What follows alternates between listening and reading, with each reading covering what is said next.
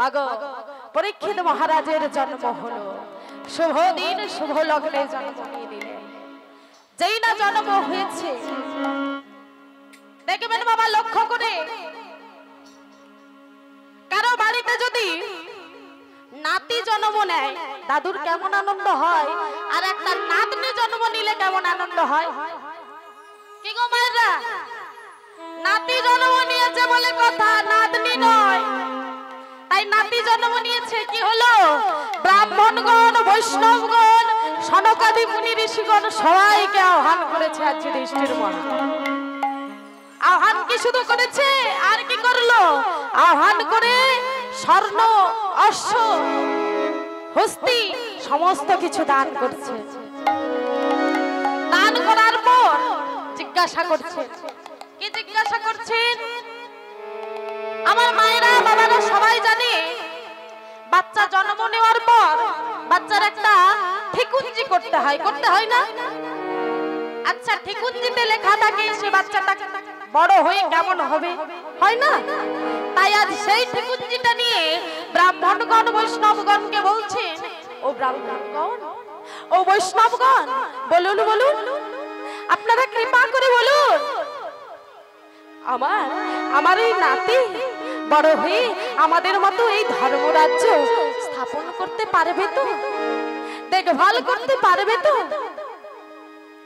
সঙ্গে সঙ্গে ব্রাহ্মণগণ দেখলেন, কি বলছেন যুধিষ্ঠির মহারাজ, আপনার নাতি হবে পরম ধার্মিক এবং রাজ্য শাসনও ঠিকঠাকই করবে।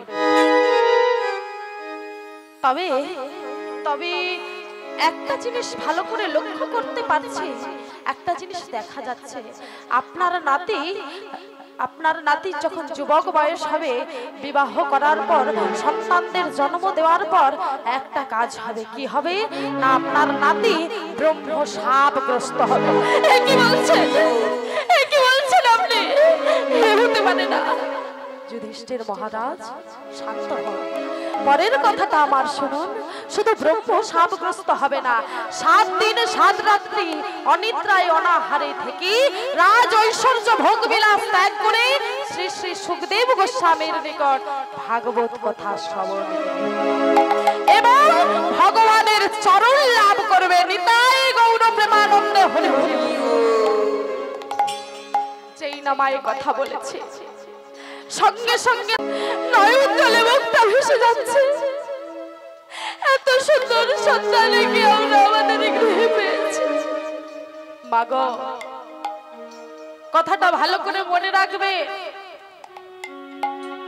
আপনি চাইলে আপনার বাড়ির ছেলেকে ডাক্তার বানাতে পারবেন, ইঞ্জিনিয়ার বানাতে পারবেন, ব্যারিস্টার বানাতে পারবেন, চাইলে একজন কৃষ্ণ ভক্ত সন্তান করে তুলতে পারবেন না। তাই আজ কৃষ্ণ ভক্ত সন্তান জন্ম নিয়েছে কোথায় না, যুধিষ্ঠিরের বংশে। যুধিষ্ঠিরের নাতি হয়ে জন্ম নিয়েছে। যুধিষ্ঠিরের 2 চোখ আনন্দে অশ্রুপ্লাবিত হচ্ছে, বহমান হচ্ছে। আর এদিকে পরীক্ষিত মহারাজ জন্ম নেওয়ার সাথে সাথে একবার ওর দিকে তাকাচ্ছে, একবার এর দিকে তাকাচ্ছে, কি যেন একটা বাবা খুঁজে বেড়াচ্ছে, চারিদিকে শুধু তাকিয়ে যাচ্ছে। কি খুঁজছে গো মা? জন্ম তো নিল, জন্ম নেওয়ার পর কি খুঁজে বেড়াচ্ছে? গর্ভের ভেতরে সেই যে শঙ্খ চক্র গদা পদ্মধারী নারায়ণকে দর্শন করেছিলেন, আজ তিনি সেই শঙ্খ চক্র গদা পদ্মধারী নারায়ণকে খুঁজে বেড়াচ্ছেন। আর কি বলছেন জানো, ফুপিয়ে ফুপিয়ে কাঁদছেন, আর যেন বলছেন, জাদি দেখেছিলাম আমি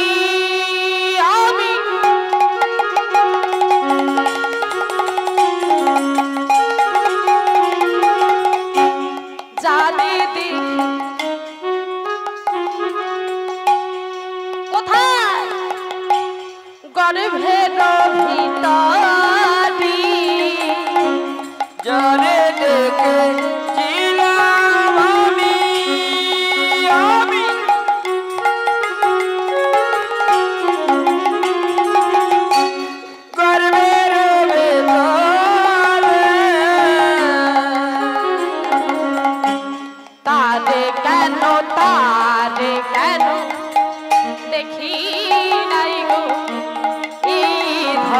তলে তারে কেন দেখি নাই গো এই ধরা তলে বলো কোথায় গেলি পাবো তারে বলো কোথায় গেলে পাবো তারে বলো কোথায় গেলি পাবো তারে বলো কোথায় গেলে পাবো তারে যারে দেখেছিলাম গর্ভের ভেতরে কোথায় গেলে পাবো তারে যারে দেখেছিলাম গর্ভের ভেতরে কোথায় গেলে পাবো তারে তাই একে একে নিরীক্ষণ করে কোথা নিতাই গৌর প্রেমানন্দ হরে হরে হরে বল। তারে কোথায় গেলে পাবো তারে একে একে নিরূপণ করে কোথায় গেলে পাবো তারে মাগো কাকে খুঁজে বেড়াচ্ছি না ভগবানকে পরীক্ষিত মহারাজ যেই না এর দিকে একবার তাকাচ্ছে ওর দিকে একবার তাকাচ্ছে আর পরীক্ষা করছে এ ভগবানই কিনা দাদু যুধিষ্ঠির নাম রেখে দিলেন কি মহারাজ পরীক্ষিত। তাই মাগো পরীক্ষিত মহারাজ কি হলো শশীকলার নেই একটু একটু করে বড় হচ্ছে। আচ্ছা মাগো বলি বাচ্চা বড় হতে হতে যখন 6 মাস বয়সটা এসে যায় কি হয় গো কি হয় হ্যাঁ শুনতেই পাচ্ছি না। এই তো মায়ের গলা আছে বলেছি অন্নপ্রাশন তা বলি যখন 6 মাসটা এসে গেছে ওই পাড়া প্রতিবেশী প্রজাগণ সবাই মহারাজ যুধিষ্ঠিরের কাছে এসে কি বলছে জানেন বলে কবে করবে এই আয়োজন করে করবি আয়োজন কবে করবে এই আয়োজন করে করবি আয়োজন তোমার নাতির অন্নপ্রাশন কবি করবি আয়োজন আরে তোমার নাতির অন্নপ্রাশন কবি করবি আয়োজন আরে তোমার নাতির অন্নপ্রাশন শুভ দিন শুভ ক্ষণে নিতাই গৌর প্রেমানন্দ হরে হরে হরে বল। কবি করবি আয়োজন কবি করবি আয়োজন কবি করবি আয়োজন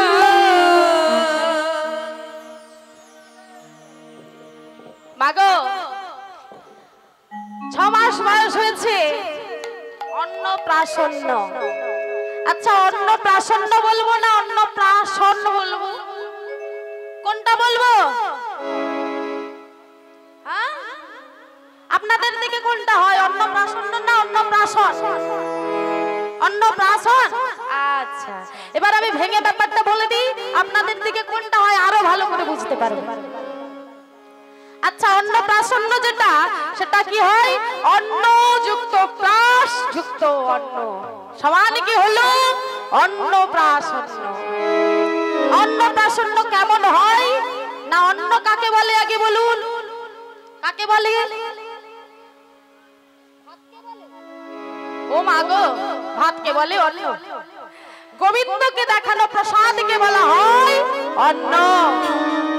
সেই অন্নটা কখন প্রাশ হবে যখন আপনার বাড়িতে সাধু গুরু বৈষ্ণবের সেবা হবে সেটা তারা যখন সেবা করবে সেই সেবার উচ্ছিষ্টটা নিয়ে গিয়ে যখন বাচ্চাটার মুখে দেবে বদনে দেবে সেটা হবে অন্নপ্রাশ অন্ন।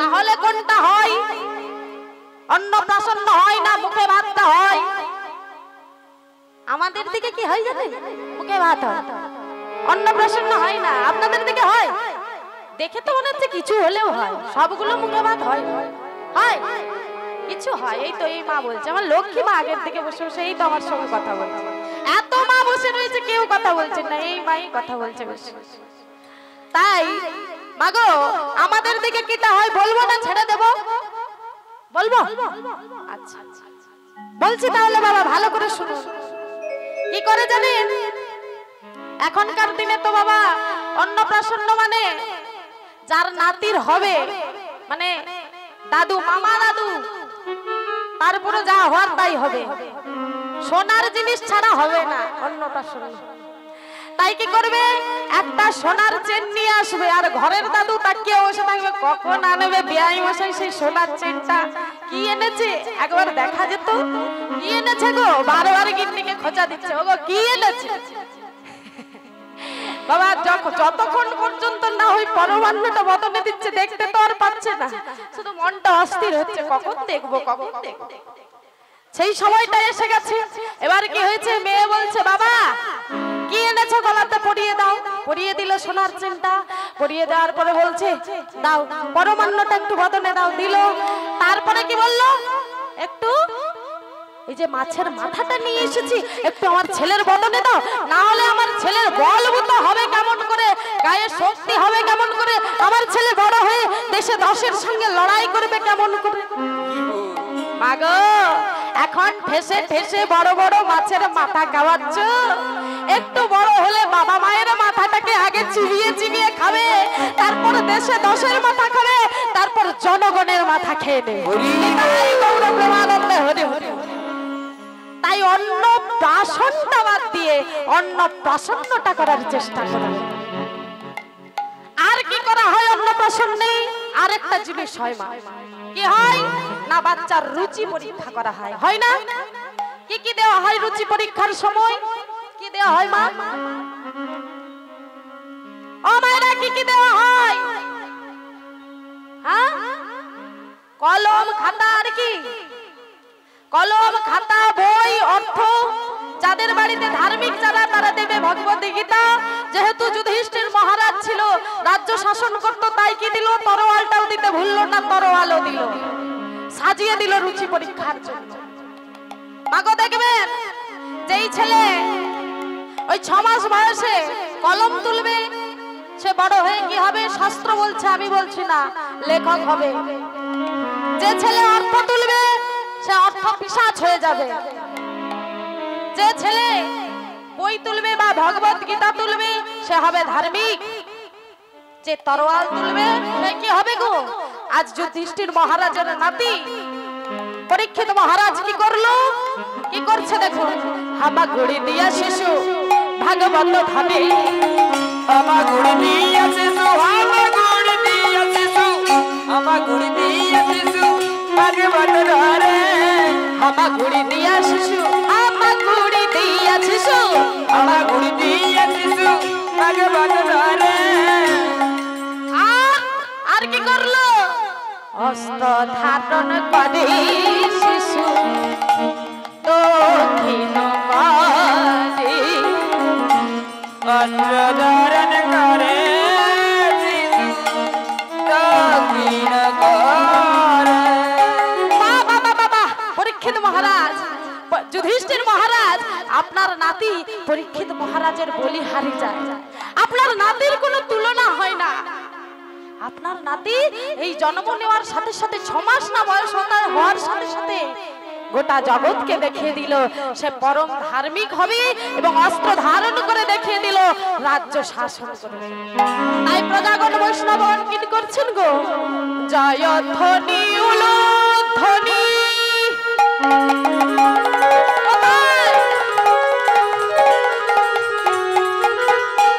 করে সর্বজন,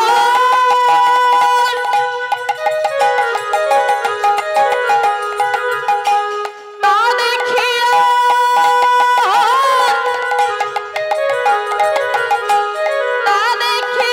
যুধিষ্ঠিরে আনন্দিত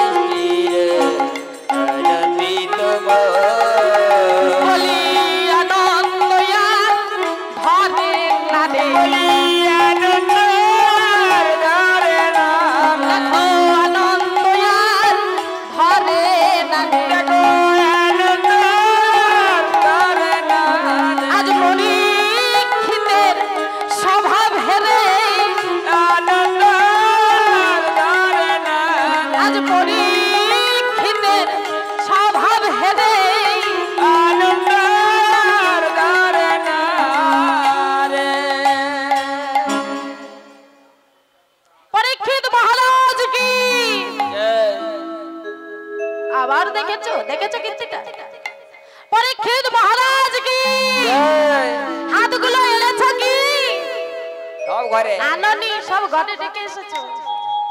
পরীক্ষিত মহারাজ কি তোমাদের হলোটা কি একবার তো জোরসে বলো, পরীক্ষিত মহারাজ কি। আরো জোরসে, আরো জোরসে। নিতাই গৌর প্রেমানন্দে। মাগো পরীক্ষিত মহারাজ দেখতে দেখতে একটু একটু করে বড় হচ্ছে। প্রথম থেকেই পরীক্ষিত মহারাজ কি ছিল না ধার্মিক।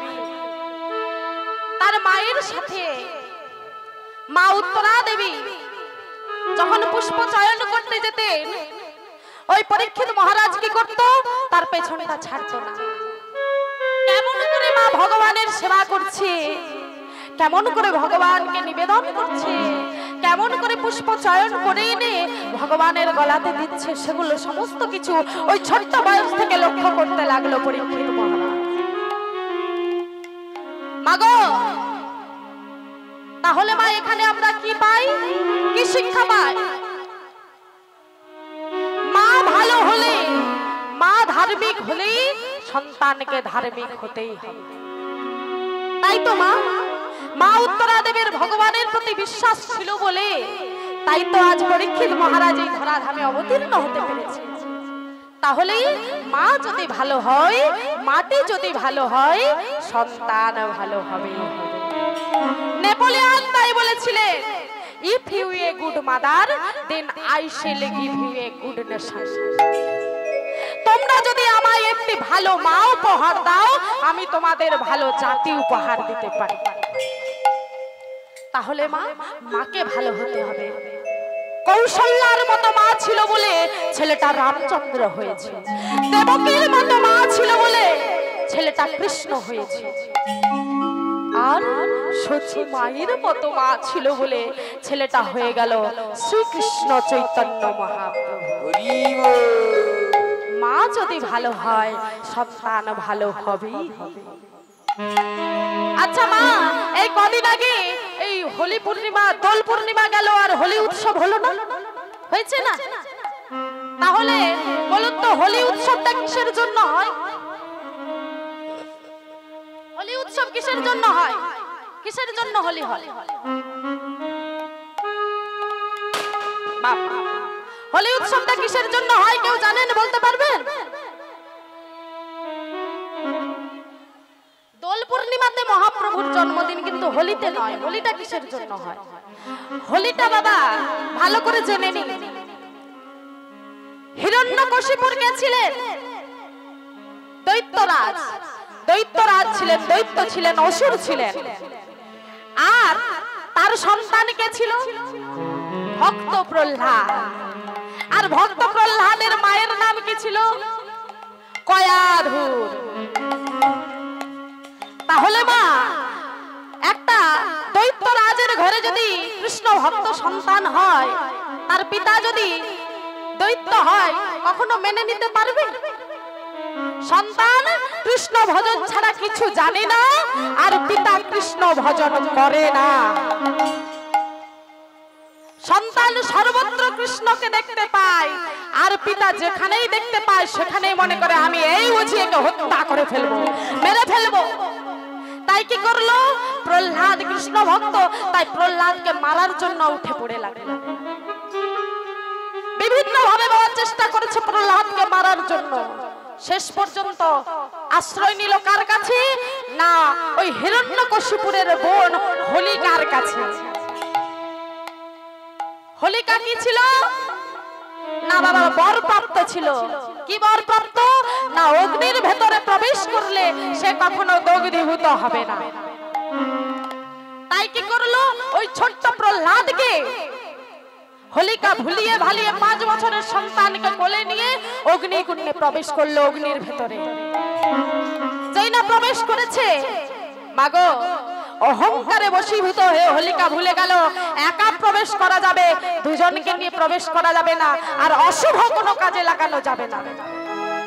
তাই তিনি যেই না অগ্নির ভিতরে ওই হোলিকা প্রবেশ করেছে, সঙ্গে সঙ্গে ভগবানের কৃপাতে প্রহ্লাদ বেঁচে গেল। আর দর্পহারী মধুসূদন হোলিকার দর্পটা চূর্ণ বিচূর্ণ করে দিল, তাকে পুড়িয়ে ছাই হয়ে গেল। মাগো সেই হোলি উৎসবটা কি না অশুভ শক্তির বিনাশ ঘটিয়ে শুভ শক্তির জাগরণের জন্যই আমরা সেদিনে আবির মেখে সবাই নতুন রঙে রেঙে উঠি, তাই তো মা? দোল পূর্ণিমাটা হলো মহাপ্রভুর জন্মদিন। ওই দিন মহাপ্রভু এসেছিলেন কেন? কেন এসেছিলেন দোল পূর্ণিমার দিন? তিনি তো অন্য দিনেও আসতে পারতেন, এই দোল পূর্ণিমাকে উদ্দেশ্য করে তিনি কেন এলেন কেউ জানেন? কারণ মহাপ্রভু আমার দিনহীন কাঙালের ঠাকুর। প্রত্যেকটা যুগে দেখুন বাবা কত সুন্দর সাজে এসেছেন, বিভিন্ন ধরনের সাজসজ্জা পরে রাজার বেশে এসেছেন, কিন্তু এই কলিযুগে এলো দিনহীন পতিত পাবন হয়ে।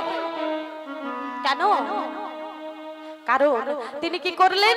মনে মনে ভাবলেন এই দোল পূর্ণিমাতে প্রত্যেকটা মানুষ, বড় লোক হোক বা ধনী লোক হোক বা গরিব লোক হোক, যেই ব্যক্তি হোক, সেই ব্যক্তি কি করবে না রং গায়ে লেগে যাওয়ার ভয়ে, কাদা গায়ে লেগে যাওয়ার ভয়ে দিনহীন কাঙালের ন্যায় পোশাক পরিধান করবে। আর আমি দিনহীন কাঙালের ঠাকুর, আর আমি সেদিনে ধরার এই ভূমিতে যাব হরিনাম বিলিয়ে দেওয়ার জন্য। নিতাই গৌর প্রেমানন্দে।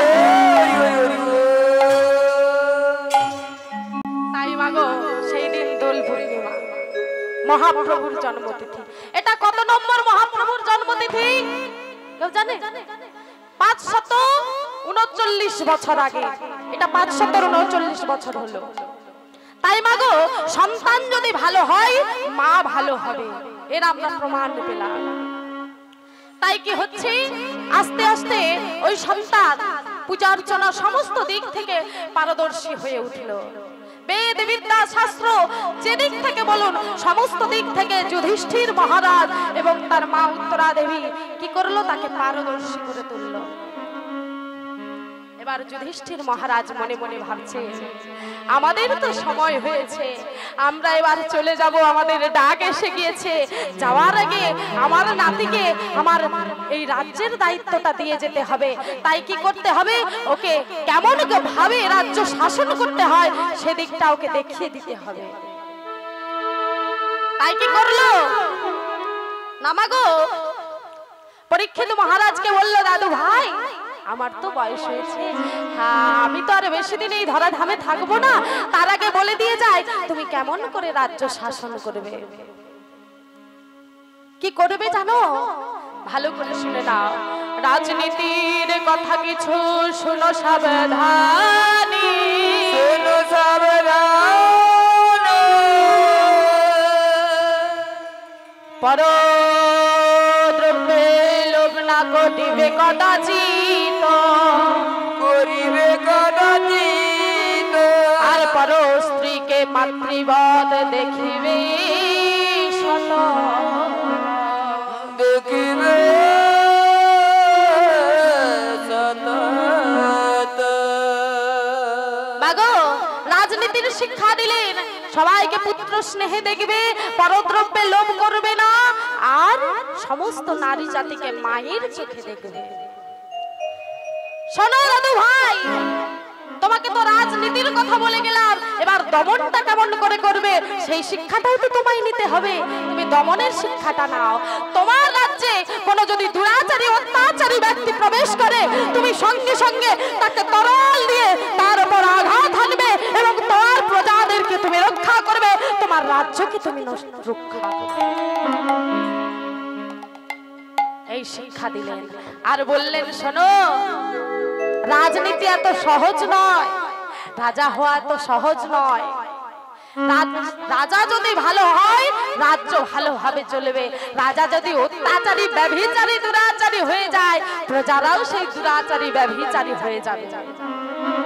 শোনো দাদু ভাই, দেখো সেই ত্রেতা যুগে রামচন্দ্র রাজত্ব করে গিয়েছিল, কলিযুগের মানুষ এখনো পর্যন্ত ভুলেনি, এখনো মনে রেখেছে। সবাই বলে এটা কি রাম রাজত্ব পেয়েছো? বলে না মা কথাই কথা। তাহলে এখনো পর্যন্ত আমরা মনে রাখতে পেরেছি। তাই এই শিক্ষা দিলেন, তুমি এমন ভাবে রাজত্ব করবে তোমার কথা যেন গোটা বিশ্ববাসী মনে রাখে। দেখতে দেখতে বাবা দ্রৌপদী সহ পঞ্চপাণ্ডব স্বর্গারোহণ করলেন। হস্তিনাপুরের রাজ সিংহাসনে বসলেন কে না মহারাজ পরীক্ষিত। কিছুদিনের মধ্যে রাজ সিংহাসনে বসার পর কিছুদিনের মধ্যে বিবাহ করলেন। বিবাহের পর তার 4টি পুত্র সন্তান হলো। প্রথম পুত্র সন্তানের নাম কি না জন্মেঞ্জয়। মাগো দাদুর কথা মতো কি করে ওই পরীক্ষিত মহারাজ 7 দিন অন্তর অন্তর প্রজারা কে কেমন আছে, কার অন্ন লাগবে, কার বস্ত্র লাগবে, কার বাসস্থান লাগবে, কার যজ্ঞের জন্য ঘৃত লাগবে, কাষ্ঠ লাগবে, সমস্ত কিছু দেখভাল করতে যায়। তাই চলেছে 7 দিন অন্তর, আজ সেই 7 দিন চলেছেন মহারাজ পরীক্ষিত রাজ্য ভ্রমণ করতে। কেমন করে গো চলি একদিন পরীক্ষিত রাজ নগর ভ্রমণ করি।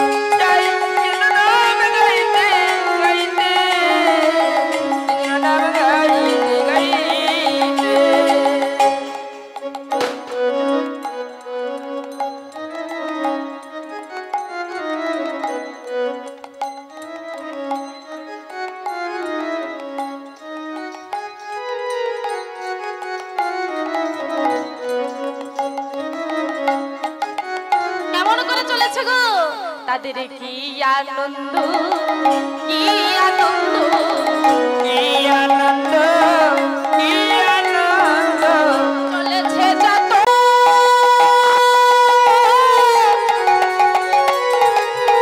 ভক্তবৃন্দ, কি আনন্দ, কি আনন্দ চলেছে যত ভক্তবৃন্দ, কি আনন্দ, কি আনন্দ।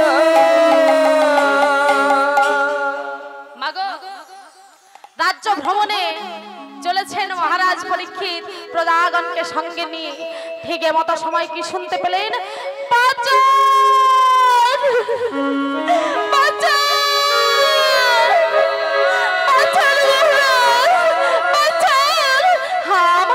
আমাদের সর্বনাশ হয়ে গেল, আমাদেরকে মেরে ফেললো মহারাজ, আমাদেরকে বাঁচান, আমরা যে আর সহ্য করতে পারছি না মহারাজ।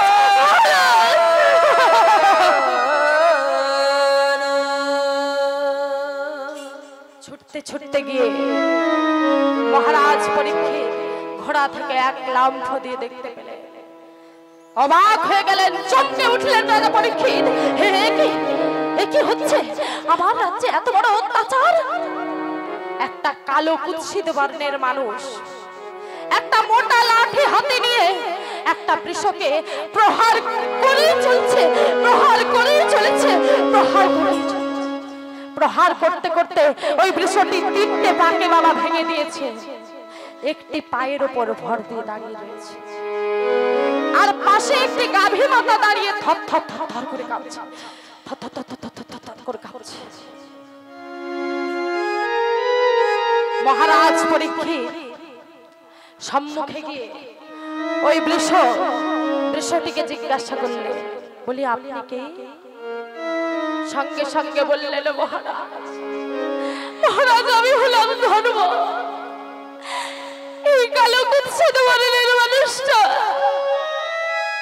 আমার 3টে পাকে ভেঙে দিয়েছে, আমি একটি পায়ের ওপর ভর দিয়ে দাঁড়িয়ে রয়েছি। এই পাটিকে ভাঙতে চাইছে মহারাজ, আপনি রক্ষা করুন। পাশে দাঁড়িয়েছিল গাভী মাতা, থরথর করে কাঁপছে। তাকে জিজ্ঞাসা করলে, মা তুমি কে? তুমি তুমি এমন ভাবে কাঁদছো কেন? শোনো বাবা, আমি হলাম এই ধরিত্রী, এই জন্মভূমি। মাগো, এখানে একটা প্রশ্ন মনের মধ্যে আসে না? ধর্ম বৃষ রূপটা নিল কেন? বৃষ অর্থাৎ কি গো মা? বৃষ কাকে বলবো? বৃষ কাকে বলবো? কি গো বাবারা, কারো জানা আছে বৃষ কাকে বলে? জানো? বৃষ অর্থাৎ বলদ বা ষাঁড়। তার কটি পা? 4টি পা। তো ওই 4টি পায়ের উপর ভর দিয়ে দাঁড়িয়েছিল, ভেঙে দিয়েছে 3টি পা, একটি পায়ের উপর দাঁড়িয়ে রয়েছে। মাগো, বৃষটি 4টি পা নিয়ে দাঁড়িয়ে আছে, বৃষটি ধর্মরূপটি নিল কেন? এটা আমাদের প্রশ্ন। তিনি তো অন্য কোন রূপ নিতে পারত, আজ ধর্মের রূপটা কেন নিল? এটা মনের মধ্যে প্রশ্ন আসছে। কারণ বাবা, আমাদের ধর্মেরও 4টি স্তম্ভ। কি কি? না তপস্যা, দয়া, শৌচ আর সত্য। কলিযুগের মানুষের বাবা থেকেছে কি? 3 পাদ চলে গেছে, 1 পাদে থেকেছে। সত্য যুগে ছিল 4 পাদ ধর্ম, ত্রেতা যুগে হলো 1 পাদ ধর্ম, 3 পাদ ধর্ম। দাপর যুগে হলো 2 পাদ ধর্ম, 2 পাদ ধর্ম। আর কলিতে হয়ে গেল 3 পাদ ধর্ম, 1 পাদ ধর্ম। মাগো, কলিযুগের মানুষের কি তপস্যা, দয়া, শৌচতা আছে? কি মনে হয় আছে? মনে হচ্ছে কি তপস্যা করার মতো কলিযুগের মানুষের সময় আছে? কেউ বলতে পারবেন আমার তপস্যা করার মতো সময় আছে? হাত তুলে বলতে পারবেন? নাই নাই নাই নাই। আগো মা, 3 ঘন্টা হরি নাম শোনার মতো সময় নেই। ঘরে নাতিটা কাঁদে, এদিকে ছেলে আছে, মেয়ে আছে, সংসার আছে, আমরা তপস্যা করব আর হরি নাম শোনারই সময় নেই। তাহলে মা, কলিযুগের মানুষের অল্প আয়ু 100 বৎসর, তপস্যা করার মতো সময় নেই, সামান্য হরিনাম করার মতো সময় নেই, তো তপস্যা করবে কেমন করে? তাহলে তপস্যা চলে গেল। দয়া, কলিযুগের মানুষের দয়া আছে? ও মা গো, দয়া না, কলিযুগের মানুষের দয়া নেই। দয়া শরীর থেকে বিদায় নিয়েছে, তাই তো ঘরে ঘরে মা বাবাকে চলে যেতে হচ্ছে বৃদ্ধাশ্রমে। মাগো, যেই মাতা ছোট্টবেলায় সন্তান খাই না বলে চোখের জল ফেলে কাঁদে, বড় হলে সন্তান যখন বড় হয়ে যায়, সেই মাতা আবারও কাঁদে। কেন জানি? ছোট্টবেলায় কাঁদে সন্তান ভাত খাই না বলে, আর বড় হয়ে মা কাঁদে সন্তান যখন বড় হয়ে যায়, ছেলে ভাত দেয় না বলে। নিতাই গৌর প্রেমানন্দে হরি হরি হরি। এই হলো আমাদের কলিযুগের অবস্থা। দয়া চলে গেছে। রাস্তায় যদি কেউ মরে অ্যাক্সিডেন্ট করেছে, আগে সেলফি তুলবে। কি করে বাবা ভাইরাল করা যায় ভিডিওটা? তাকে যে নার্সিং হোমে ইমিডিয়েটলি ভর্তি করতে হবে, সেটা কারো জ্ঞান নেই। এই হলো কলিযুগের মানুষের দয়া। তাহলে দয়াও চলে গেল। কি আর কি বলেছিলাম? না শৌচ, পবিত্রতা। কলিযুগের মানুষের পবিত্রতা আছে? তাহলে মা এত ব্যাধি রোগ জ্বালা হতো না। যেই হাতে দেখবেন বাবা পরমান্ন ভগবানের প্রসাদ রান্না করছে, সেই হাতেই টান নিচ্ছে, সেই হাতেই আবার চলছে ঠাকুরের ভোগ। এটাই পবিত্রতা, এটাই শৌচতা। এত সুগড়ির কোনো বিচার নেই। তাই তো মা ঘরে ঘরে এত রোগ জ্বালা। তাহলে শৌচও চলে গেল, বাকি রইল কি? পড়ে থাকলো কি? সত্য। কলিযুগে একমাত্র এই সত্যটা দাঁড়িয়ে রয়েছে। যতই মিথ্যে হোক, যতই চারিদিকে অনাচার হোক, সত্য একদিন প্রতিষ্ঠা পাবে। তার জন্য আমাদেরকে অপেক্ষা করতে হবে সেই দিনের জন্য। সত্য একদিন আসবেই আসবে সম্মুখে। তাই মা আজ গাভী মাতা কেন থরথর করে কাঁপছে? কারণ এই ধরা ধামটা যখন পাপে পরিপূর্ণ হয়ে যায়, তখন এই ধরিত্রী থরথর করে কাঁপে। চারিদিকে ভূমিকম্প, খরা, বন্যা, অনাহারের সৃষ্টি হয়। চারিদিকটা কেমন যেন অন্ধকার নেমে আসে। তাই তো আজ ধরিত্রী থরথর করে ধরিত্রী মা কাঁপছে। এবার পরীক্ষিত মহারাজ ওই কালো রূপের মানুষটি যেটি লাঠি নিয়ে সবাইকে প্রহার করছিল তাকে জিজ্ঞাসা করলেন, বলো বলো তুমি কে? এই এটা তোমায় বলছি, বলে তুমি কে? আমি কে? সঙ্গে সঙ্গে পরিচয় দিলেন। কি পরিচয় দিলেন গো? কলি বলিয়াই আমি দিন পরিচয়, কলি বলিয়াই আমি দিন পরিচয়, কলি বলিয়াই আমি দিন পরিচয়। তারপরে ভাই আমি শোনো মহাশয়, তারপরে আমি শোনো মহাশয়, তারপরে ভাই আমি শোনো মহাশয়, তারপরে আমি শোনো মহাশয়। এসেছি আমি এই গলিতে, আবার এসেছি আমি এই গলিতে, এসেছি আমি এই গলিতে, আবার এসেছি আমি এই গলিতে, আমার ধর্ম প্রতিষ্ঠা করতে, এসেছি আমি এই গলিতে, ধর্ম রাজ্য নষ্ট করতে, এসেছি আমি এই গলিতে, ধর্ম রাজ্য নষ্ট করতে, একে একে গ্রাস করিতে, ধর্ম নষ্ট করতে একে হরে হরে হরে গলিতে, ধর্ম রাজত্ব করতে একে একে কাজ করতে। এসেছি আমি এই গলিতে, এসেছি আমি এই গলিতে, এসেছি আমি এই গলিতে। বলি তুমি কেন এসেছো এখানে? দেখেছো আমার হাতে তরোয়ালটা, দেখেছো? তোমাকে তোমাকে এক্ষুনি আমি টুকরো টুকরো করে ফেলবো। যাও যাও, এই রাজ্য থেকে তুমি বাইরে হয়ে যাও, বাইরে চলে যাও। সঙ্গে সঙ্গে ওই কলিরূপী মানুষটি বলছে, মহারাজ মহারাজ আপনি না ক্ষত্রিয় রাজ? আরে মশাই অত ক্রোধান্বিত হচ্ছেন কেন? ক্ষত্রিয়দের কি ধর্ম জানেন? তাদেরকে শান্ত স্বভাবের হতে হবে। আপনাকে ভালো করে মনেটা করিয়ে দেই সেই দিনটার কথা। কোন দিনের কথা? কি গো ভাইরা, কোন দিনের কথা? সেই ত্রেতা যুগে রামচন্দ্রের কথা। কি কথা? না রামচন্দ্র যখন রাজত্ব করছিলেন, তার রাজ্যে আশ্রয় নেওয়ার জন্য কে এসেছিল? তাদেরই চিরশত্রু বিভীষণ, রাবণের ভাই বিভীষণ।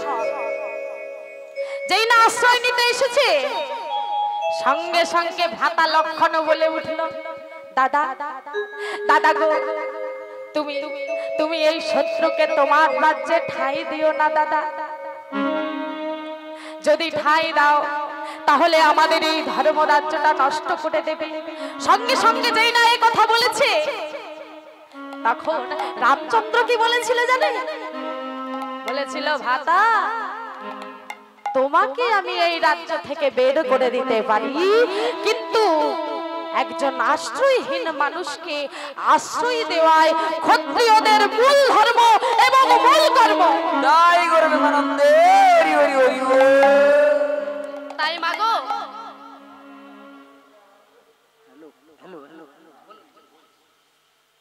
জয় নিতাই, ভক্তবৃন্দদের কাছে বলছি, আপনারা কেউ বাড়ি যাবেন না। আমাদের গৌরাঙ্গ মহাপ্রভুর বাতাসা হরিলুট হওয়ার পর আপনারা সবাই বাড়ি যাবেন, নাহলে আমাদের বাতাসাগুলো কি করব, সবাই পালিয়ে গেলে ছড়ানো যাবে না। তাই বলছি আপনারা বাতাসা ছড়ানো হলে তারপরে বাড়ি যাবেন। নিতাই গৌর পরমানন্দে, হরি হরি বলা হরি বল। কীর্তনের শেষে বাতাসাটা ছড়ানো হবে, বুঝলেন?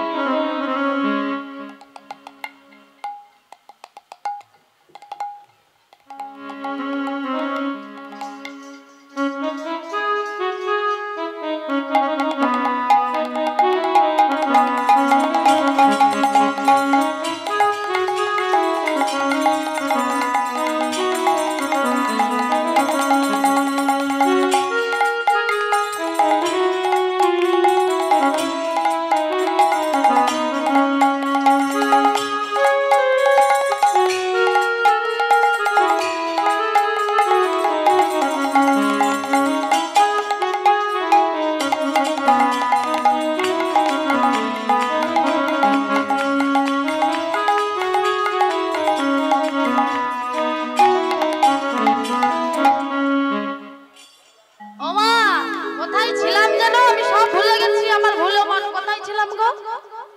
ভুলেই গেলাম। কোথায় ছিলাম?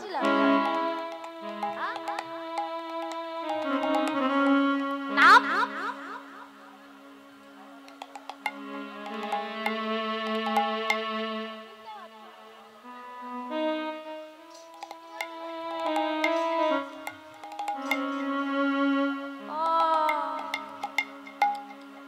তামাগো কি হলো না তরোয়াল দিয়ে রাজা তাকে টুকরো টুকরো করতে গেল আর রামচন্দ্রের কথাটা বললাম না মনে নেই রামচন্দ্রের রাজত্বের কথা তাই কি হলো ক্ষত্রিয়দের মূল ধর্ম কি না তার রাজ্যে কেউ এলে তাকে আশ্রয় দিতে হবে আশ্রয়হীন মানুষকে আশ্রয় দেওয়াই ক্ষত্রিয়দের মূল ধর্ম তাহলে এই শিক্ষাটা কে দিল কলি দিল কাকে মহারাজ পরীক্ষিতকে যেই না মহারাজ পরীক্ষিত এই কথাটা শ্রবণ করেছে আর রাগ ধরে রাখতে পারল না কি করলো বলল এই বেটা তোকে তোকে আমি এই মুহূর্তে আমার এই তরোয়াল দিয়ে তোকে টুকরো টুকরো করে ফেলবো যা আমার রাজ্য থেকে বেরিয়ে যা দূর হয়ে যা মহারাজ আবার রেগে যাচ্ছে আবার মাথা গরমটা করে ফেলছে বলি আমি শুনেছি তবে বেশিটা জানি না শুনেছি আপনার রাজ্যের প্রজাদেরকে আপনি নাকি পুত্র সুলভ দেখেন তাহলে আপনার রাজ্যে আমি যেহেতু প্রবেশ করেছি আমি আপনার প্রজা স্বরূপ তাহলে পুত্র আপনি যদি পুত্রকে হত্যা করেন চারিদিকে কুৎসার উঠবে না যে এই রাজ্যের রাজা তার পুত্রকে হত্যা করেছে প্রজা স্বরূপ পুত্রকে মাগো তাই কি বলল মহারাজ পরীক্ষিত বললেন পরীক্ষিতকে বললেন শুনুন মহারাজ তার থেকে একটা বড় ভালো কথা বলি আপনার পছন্দ মতো আমায় স্থান দিন আপনার পছন্দ মতো জায়গায় আমায় পাঠিয়ে দিন আমি সেখানেই থাকব বলল পরীক্ষিত মহারাজ মনে মনে ভাবলো একে তো ভালো জায়গায় স্থান দেওয়া যাবে না একে খারাপ খারাপ জায়গা দেখে স্থান দিতে হবে যেখানে আমার প্রজারা যাবে না যেখানে আমিও যাব না তাই কি করলো মা পরীক্ষিত মহারাজ চারটি জায়গায় স্থান দিল কি কি চারটি জায়গা ভালো করে শুনে নিন চারি স্থানে তুমি সদা করিবে বসতি চারি স্থানে তুমি সদা করিবে বসতি আরে চারি স্থানে তুমি সদা করিবে বসতি চারি স্থানে তুমি সদা করিবে বসতি আরে নির্দিষ্ট করিয়া দি শুনো সম্প্রতি তোমায় নির্দিষ্ট করিয়া দি শুনো সম্প্রতি তোমায় নির্দিষ্ট করিয়া দি শুনো সম্প্রতি নির্দিষ্ট করিয়া দি শুনো সম্প্রতি আরে যেথা হবে পাশা খেলা কোথায় রহিবে যেটা হবে পাশা খেলা কোথায় রহিবে আরে যেথা হবে জীব হত্যায় অধিকারে লবে আবার যেটা হবে জীবী হত্যা অধিকারে লবে আরে যেথা হবে সুরাপানে করিবে বসতি যেটা হবে সুরাপান করিবে বসতি আরেকটা স্থানের কথা বললো সেটা কি গো মায়েরা ভালো করে শুনে রাখুন নারী নির্যাতন স্থানে যাবে দ্রুতগতি নারী নির্যাতন স্থানে যাবে দ্রুতগতি বলি যাও হে গলি যাও সেখানে যাও হে গলি যাও সেখানে আরে যাও হে গলি যাও সেখানে যাও হে গলি যাও সেখানে অপরাধ হয় যেখানে যাও হে গলি যাও সেখানে অপরাধ হয় যেখানে যাও হে গলি যাও সেখানে অপরাধ হয় যেখানে যাও হে গলি অপরাধ হয় যেখানে যাও হে গলি যাও সেখানে যাও হে গলি যাও সেখানে কি হলো চারটি জায়গা কি কি দিল চারটি জায়গা দিল তো স্থান দিল তো ও মা গো এই পাশের দিকে তাকান বলি চারটা যে স্থান দিল কি কি হ্যাঁ পাশা খেলা জুয়ো খেলা আর কি নারী নির্যাতনটা মা আগের দিকে মনে রেখেছে বাপরে বাপ নারী নির্যাতন মনে রেখে দিয়েছে পাশা খেলা, জুয়ো খেলা, সুরাপান এবং নারী নির্যাতন, এই চারটা স্থানে কলির যাওয়ার জন্য রাস্তা করে দিয়েছে। যারা পাশা খেলবে, পরীক্ষিত মহারাজ কলিকে বলে দিচ্ছেন, শোনো কলি, ও কলি, তোমাকে বলছি শোনো, যেখানে মানুষেরা পাশা খেলবে তুমি কি করবে জানো? তাদেরকে পাশা খেলা, জুয়া খেলায় মত্ত করে তাদেরকে দিনহীন কাঙালি ভিখারি করে দেবে।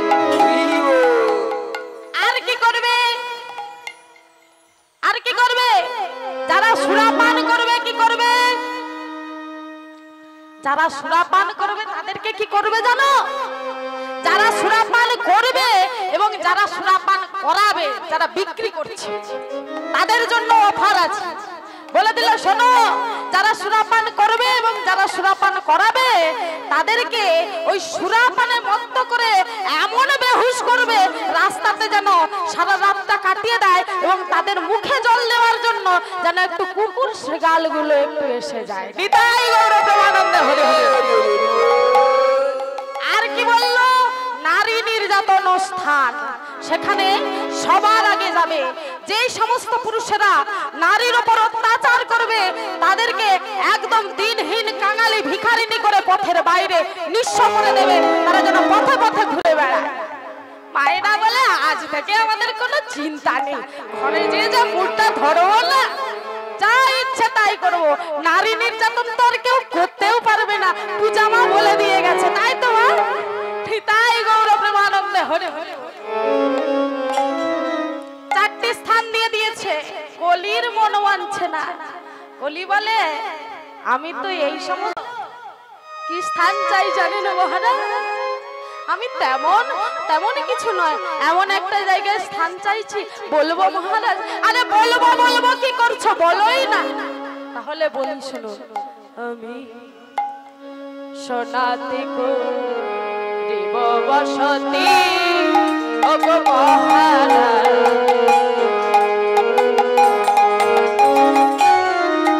ওগো মহারাজ, সোনাতে করিব বসতি, ওগো মহারাজ, সোনাতে করিব বসতি, সোনাতে করিব বসতি। সোনার মধ্যে তোমার স্থান দেবো কেমন করে? আমার প্রজারা কি সোনা ধারণ করবে না? আমার দেশের, আমার রাজ্যের মেয়ে মানুষরা কি সোনা পরবে না? মহারাজ, আস্তে মহারাজ, আমি কোন সোনার মধ্যে থাকবো জানেন? ভালো করে আগে শুনুন, তারপর তো বলবেন। যে পারের টাকা হরণ করে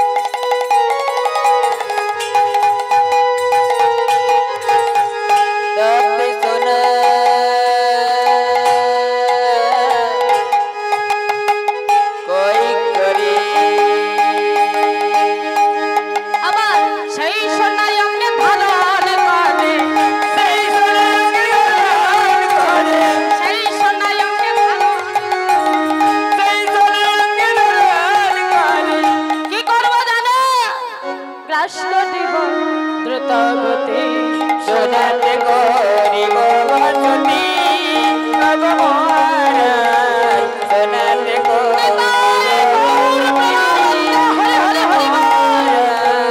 সোনাতে করিব বসতি। মাগো, কি বললো গো? কলি কোন সোনার মধ্যে থাকবে? কোন সোনার মধ্যে থাকবে কলি মা? পাপ সোনা, পাপী লোকের সোনার মধ্যে থাকবে। যে ব্যক্তি পাপ কর্ম করে সোনা করবে, পাপ কর্ম করে টাকা সঞ্চয় করে তা দিয়ে সোনা ক্রয় করবে, সেই সোনার মধ্যে কলি থাকবে। এই স্থানটা চেয়ে নিল।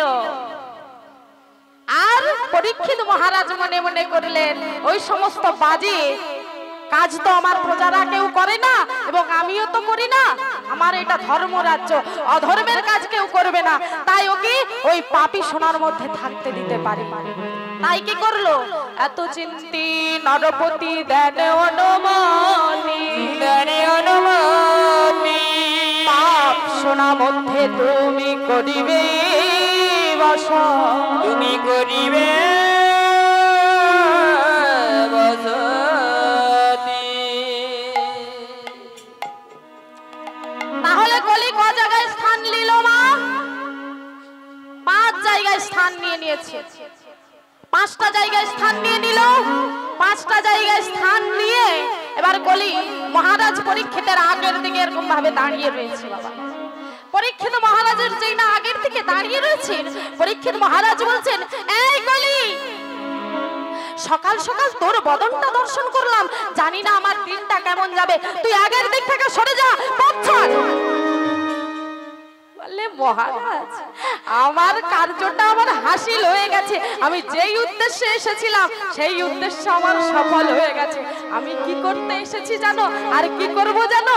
সবার আগে কি করব শোনো, আমি সবার আগে তোমায় ধরে, আমি সবার আগে তোমায় ধরব, সবার আগে তোমায় ধরে, আমি সবার আগে তোমায় ধরব, তোমার রাজ্য নষ্ট করব, সবার আগে তোমায় ধরব। মাগো আগের থেকে এসে কি বললো, সবার আগে আমি তোমায় ধরবো, ওই আশাটা নিয়েই তো এসেছি। তাই কি করলো পরীক্ষিত মহারাজ, কি করলো, কলিকে বললো, এই স্থান পরিত্যাগ করে চলে যাও, তোমাকে যেই জায়গাতে স্থান দিয়েছি তুমি এই 5টা স্থানে জায়গায় চলে যাও। পরীক্ষিত মহারাজ 5টা স্থানে চলে গেলেন।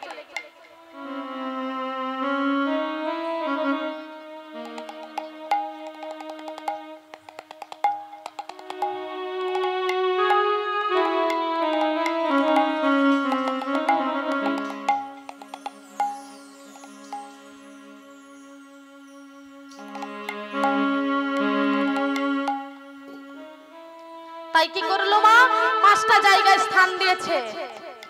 5টা জায়গাতে কলি চলে গেল।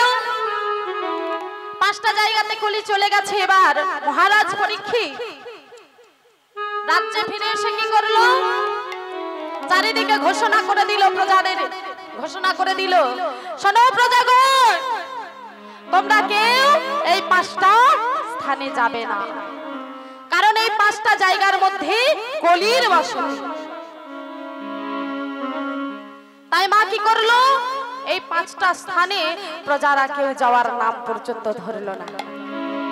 এবার মহারাজ পরীক্ষিত কি করেছে, একদিন রাজ্য ভ্রমণে বেরিয়েছে। বাবা রাজ্য ভ্রমণে যাবে, ঠিক এমতো সময় অস্ত্রাগারে প্রবেশ করেছে অস্ত্র নেওয়ার জন্য। অস্ত্রাগারে প্রবেশ করে দেখলো একটা লোহার সিন্ধুক। চমকে উঠলেন, এই লোহার সিন্ধুকটা কোথা থেকে এলো, এতদিন তো আমার চোখে পড়েনি, আজ যখন চোখে পড়েছে, এর মধ্যে কি আছে আমায় দর্শন করতে হবে। আজ আমার হাতে সময় যখন রয়েছে, আমি দেখতে চাই এর ভেতরে কি আছে। মাগো যেই না সিন্ধুকটা খুলে দিয়েছে, চমকে উঠে দেখছেন, এই যে হিরে জহরতে পরিপূর্ণ একটা স্বর্ণ মুকুট, এত সুন্দর স্বর্ণ মুকুট আমি তো এর আগে কোনোদিন দর্শন করিনি। বাবা বেশ সুন্দর, আমি আজ রাজ্য ভ্রমণে যাব, আমি আজ এই স্বর্ণ মুকুটটা মাথায় ধারণ করে, মস্তকে ধারণ করে যাব রাজ্য ভ্রমণে। মাগো রাজ্য ভ্রমণে চলেছে কি করে, না ওই স্বর্ণ মুকুটটা মস্তকে ধারণ করে।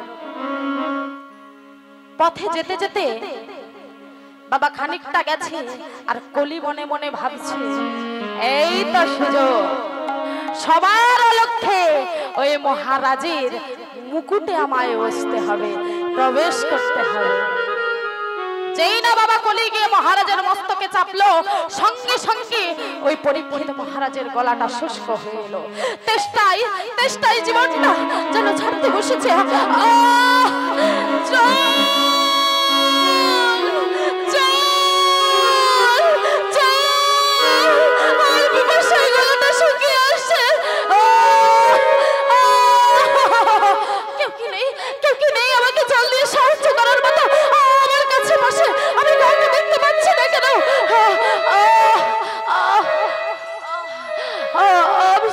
আমি চার পারছি না, আমার জিহ্বা অসাড় হয়ে আসছে, আমার সারা দেহ অসাড় হয়ে আসছে।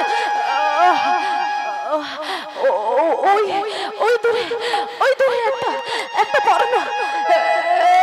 পর্ণ কুটির দেখা যাচ্ছে। আমি চলে আছি, ওখানে যাই।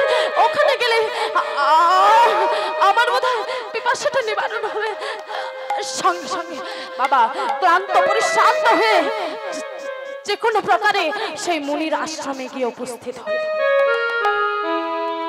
গিয়ে দেখতে পেলেন একজন মুনিবর গায়ে ছাই ভস্য মেখে তার আত্মাটাকে পরমাত্মার সঙ্গে লীন করে বাবা লীন করে দিয়ে ধ্যান যোগে বসেছে। সেই মুনির নাম শ্রমিক মুনি। আর মহারাজ পরীক্ষিত তার কাছে এসে বলছে, মুনিবর, আমি বড় পিপাসার্ত, আমায় একটু জল প্রদান করুন, আমি জল সহ্য করতে পারছি না।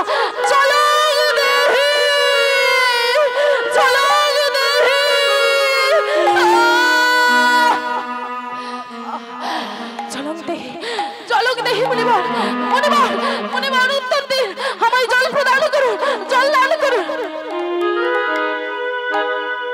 মুনিবর কোনো শব্দই করলেন। কেন? তার আত্মাটা পরমাত্মার সঙ্গে লীন করে তিনি ধ্যান করছেন। ইহ জগতে কি হচ্ছে তিনি কিছুই বুঝতে পারছেন না। আবারও মহারাজ পরীক্ষিত বলছেন, মুনিবর, মুনিবর, আমি হলাম ধর্মরাজ যুধিষ্ঠিরের নাতি, আমায় একটু জল প্রদান করুন। আমার কণ্ঠ শুকিয়ে আসছে, আমায় জল প্রদান করুন, আমি যে আর পারছি না।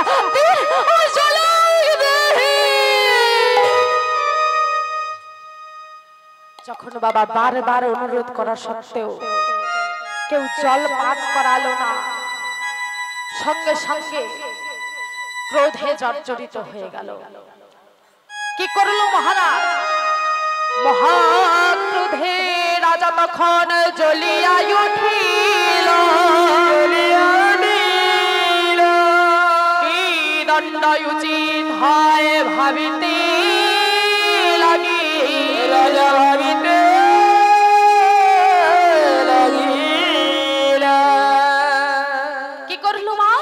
সঙ্গে সঙ্গে দেখতে পেল পাশে একটা মৃত কালো রঙের সর্প পড়ে রয়েছে।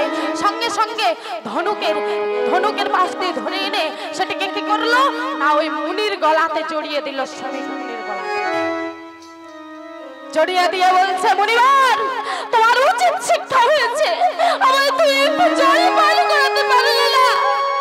আমি তোমাদের যা যাবতীয় লাগে আমি তো তোমাদের জন্য সব দেখভাল করি, তুমি একটু সামান্য আমায় জল পান করতে পারলে না। মহারাজ পরীক্ষিত সেই স্থান পরিত্যাগ করে কোথায় গেল? তার রাজ্যে ফিরে গেল।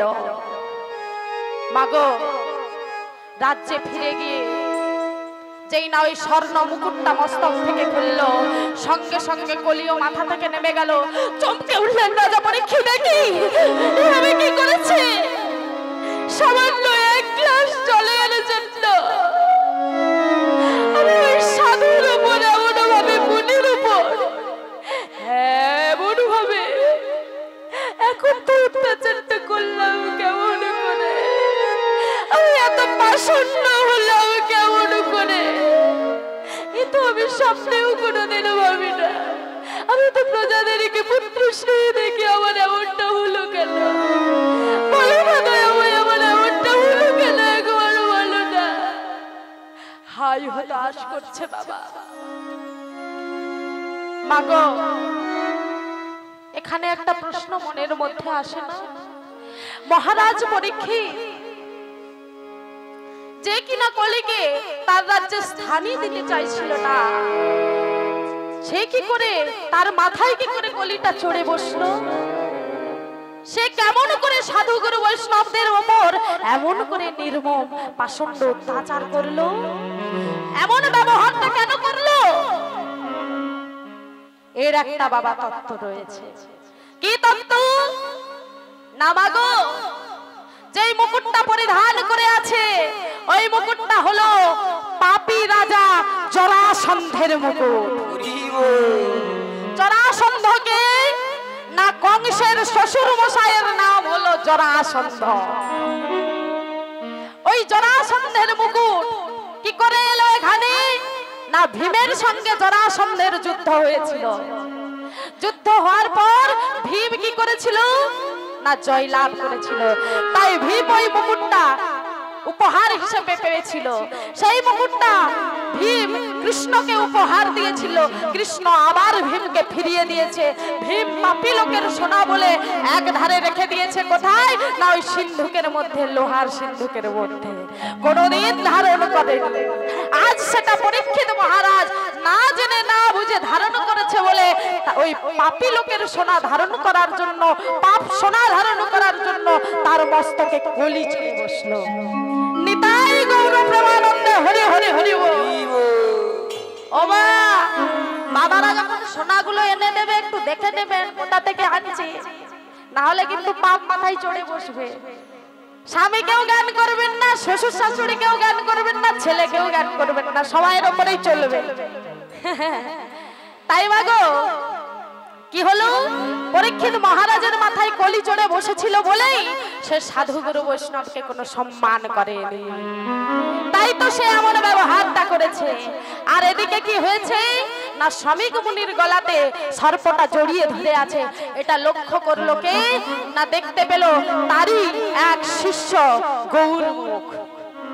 গৌরমুখ যাই না দর্শন করেছে, ছুটতে ছুটতে চলে গেল শ্রমিক মুনির পুত্রকে খবরটা দেওয়ার জন্য। শ্রমিক মুনির পুত্রের নাম কি? না শৃঙ্গী। সে কি করছে? বন্ধু বান্ধবকে নিয়ে গোচারণে খেলা করছে। কেমন করে গো? সবাই করতালি রে হবে। গোচারণ লীলা করছে কেমন ভাবে? সবাই কিন্তু করতালি না হলে গোচারণ লীলাও হবে না। ছোটি ছোটি গাইয়া छोटी छोटी ग्वाल, छोटा सा छोटो में बालन गोपाल। छोटी छोटी गैया छोटे छोटे बाल, छोटी छोटी गैया छोटे छोटे बाल, छोटा सा छोटो मेरे मदन गोपाल। छोटी छोटी गैया छोटे छोटे बाल, छोटे छोटे बाल, छोटा सा छोटो मेरे मदन गोपाल। হচ্ছে না বলে জানো, এখনকার করতালিগুলো কলিযুগের করতাল তো যেন প্লাস্টিকের মতো সাউন্ডই হচ্ছে না এমন। আরে ঠিকঠাক করে মারো তো। ছোটি ছোটি গাইয়া ছোটি ছোটি গায়। ও মা, খেয়েছো? হাতের করতালিগুলো কোথায়?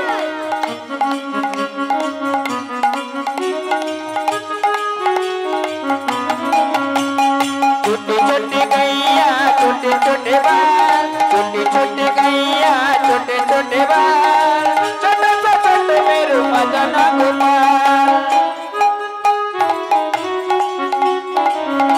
এইদিকে মায়ের কি হলো?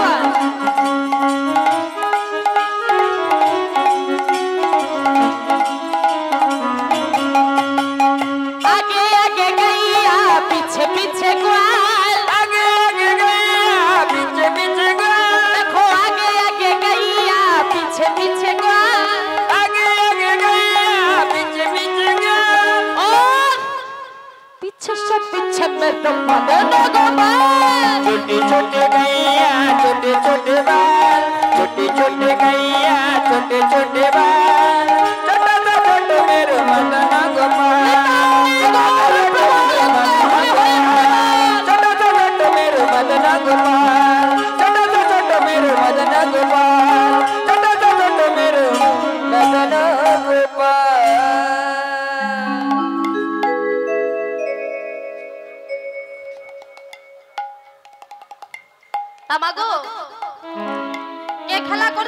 সঙ্গী সাথীদেরকে নিয়ে। কার কথা বললাম? কে খেলা করছে? শ্রমিক মুনির পুত্র শৃঙ্গী খেলা করছে। ঠিক এমতো সময় কে এলো না গৌরমুখ। আজ গৌরমুখ ছুটতে ছুটতে এসে বলছে, ওরে শৃঙ্গী, ওরে শৃঙ্গী, শৃঙ্গী তোকে আর খেলতে হবে না, তুই আশ্রমে ফিরে চল শৃঙ্গী। আমার গুরুদেবের গলাতে একটা সর্প জড়িয়ে ধরে বসে আছে, তুই এত ফিরে চল। শৃঙ্গী তৎক্ষণাৎ সঙ্গী সাথীদের সঙ্গে খেলা ফেলে ছোট্ট ছোট্ট চলে গেল সেই পিতার আশ্রমে। গিয়ে দেখলো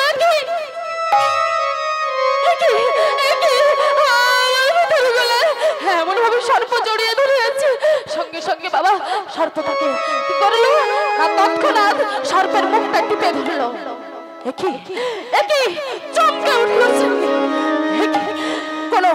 কোন ধনমদে মত্ত হয়ে রাজ ঐশ্বর্যের গরিমায় কোন ব্যক্তি আমার পিতাকে পরিহাস করে আমার পিতার গলাতে মৃত সর্প জড়িয়ে দিয়ে গেছে। আমি তো ভেবেছিলাম এটা সত্যিকার সর্প, জ্যান্ত সর্প, কিন্তু কেউ তো মৃত সর্পকে জড়িয়ে দিয়ে গেছে। আমি যদি সত্যি ভগবানকে ডেকে থাকি, আমি যদি সত্যি ঋষিপুত্র হয়ে থাকি, আমিও প্রতিজ্ঞা করছি আমি ওকে অভিশাপ দেবো এই মুহূর্তে। ছুটতে ছুটতে চলে গেল ওই শৃঙ্গী কোথায় না কৌশিকী নদীর তীরে। কৌশিকী নদীর তীরে গিয়ে তার জলটা হাতে নিয়ে বাবা মন্ত্রপুত করলেন এবং অভিশাপ দিলেন। কি অভিশাপ দিলেন গো? মহাক্রোধে রাজা তখন জ্বলিয়া উঠিল, কে দণ্ড উচিত হয় ভাবিতে লাগিল।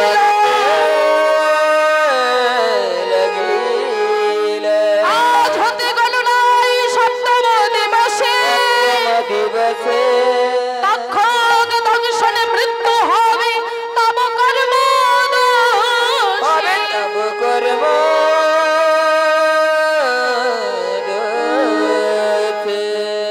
সঙ্গে সঙ্গে যেই না কৌশিকী যদি জলটা নিয়ে সেই না মন্ত্রপুত করেছে, চারিদিক কেঁপে উঠেছে, আকাশ বাতাস চারিদিক কেঁপে উঠেছে, স্বর্গ মর্ত পাতাল সব কম্পন হচ্ছে।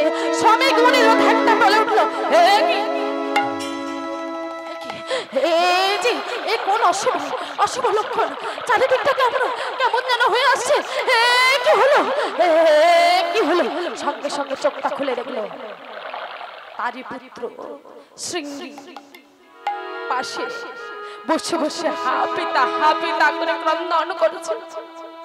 বলছে, পুত্র তুই একবার বল, পুত্র কি হয়েছে একবার বল। কোনো উত্তর না পেয়ে শ্রমিক মুনি আজ কি করছেন? ধ্যান যোগে বসে জানতে পারলে অভিশাপ তার অন্য কাউকে দেয়নি। কাকে দিয়েছে না আমাদের এই রাজ্যের রাজা পরীক্ষিত মহারাজকে দিয়েছে। না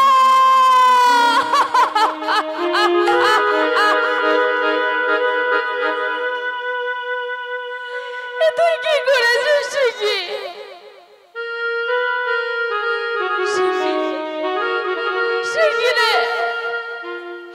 এটুকু লঘু পাপের জন্য রাজাকে তুই এমন ভাবে গুরুদণ্ড দিতে পারলি শৃঙ্গী বাবা রে, অভিশাপ যখন দিয়েছিস শোন শৃঙ্গী, রাজা বিনে প্রজারা কষ্ট পায়, তুই তোর অভিশাপ ফিরিয়ে নে শৃঙ্গী, তোকে অনুরোধ করছি পিতা। অভিশাপ যে কোনোদিনে ফিরিয়ে নেওয়া যায় না পিতা। কি বললি তুই? কি বললি? অভিশাপ কোনোদিনে ফিরিয়ে নেওয়া যায় না? তবে তুইও শোন, তুই অভিশাপ দিয়েছিস তো আমিও আজ থেকে অভিশাপ দিলাম। আজ হতে ব্রাহ্মণদের ব্রহ্মতেজ অন্তর্হিত হবে।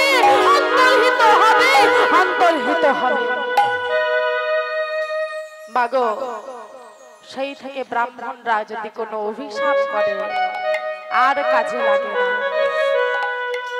ব্রাহ্মণদের ব্রহ্মতেই অন্তর্হিত হবে। এই অভিশাপটা দিয়েছিল কে? না শ্রমিক মুনি। আর পুত্রকে দেখে তো বলছে, পিতা অভিশাপ যে কোনোদিন ফিরিয়ে দেওয়া যায় না পিতা। তোমার কি মনে নেই সেই ত্রেতা যুগে যখন রাজা দশরথ স্বয়ং ভগবান রামচন্দ্রের পিতা রাজা দশরথ মৃগয়া করতে গিয়েছিল? মৃগয়া যেদিন করতে গিয়েছিল কি হয়েছিল? না অন্ধমুনির পুত্র সিন্ধুমুনি